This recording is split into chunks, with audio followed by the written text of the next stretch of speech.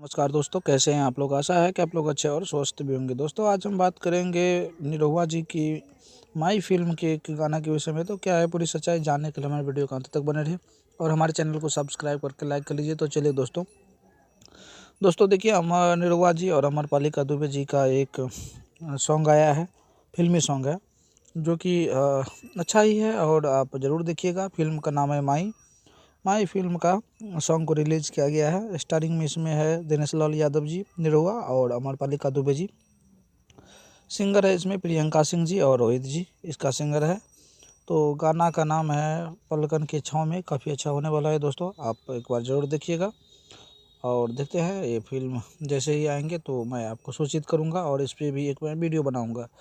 तो आज का ये छोटा सा वीडियो आपको कैसा लगा कमेंट में ज़रूर बताइएगा। और आप हमारे वीडियो को देखें, इसके लिए मैं आपको दिल से धन्यवाद देना चाहता हूँ। जय हिंद दोस्तों, नमस्कार।